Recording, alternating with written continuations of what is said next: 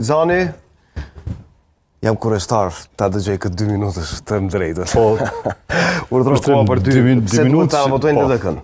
2 minutë që do të jetë tamam i përfaqësuesit LDK-s, jo të kolegut nga analiza.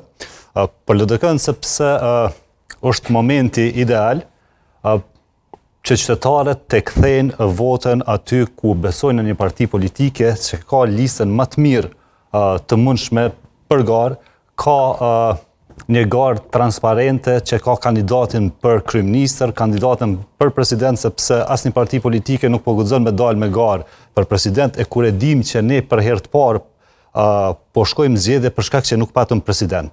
Pra, në një farë mënyre përsëri po kërkojnë me pas kalkulime të ndryshme dhe mos me dalë me emra qysh në fillim m'ju tregu qytetarëve se kjo është lista jonë, ky është kandidati jonë për kryeministër dhe ky është kandidatja jonë për president.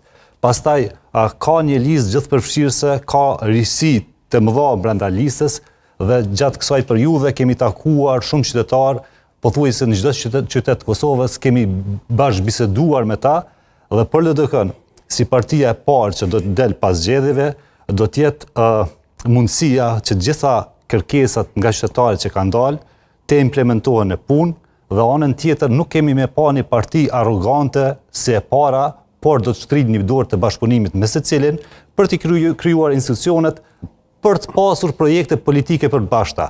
Nuk është patjetër që për të ecur tutjet duhet të kemi vetëm kryeministër dhe president, sepse pas zgjedhjeve dhe pas krijimit të institucioneve do të kemi shumë sfida të mëdha politike. Prandaj duhet të kemi maturi, duhet të kemi gjuhë unifikuese dhe si e tillë karakterizohet brenda lidhjes demokratike të Kosovës. Dhe në këtë kuptim po besoj dhe po shpresoj që duhet të jetë një sinjal i mirë për gjitha partitë politike që të bëjmë një garë fair, korrekt dhe të ndërtojmë me pas institucione. Faleminderit shumë, i sakt edhe si politikan. Shpresoj Në këtë 2 minutësh. Tani Bislimi Gjinin ta dëgjojmë në 2 minutësh. Urdhëro.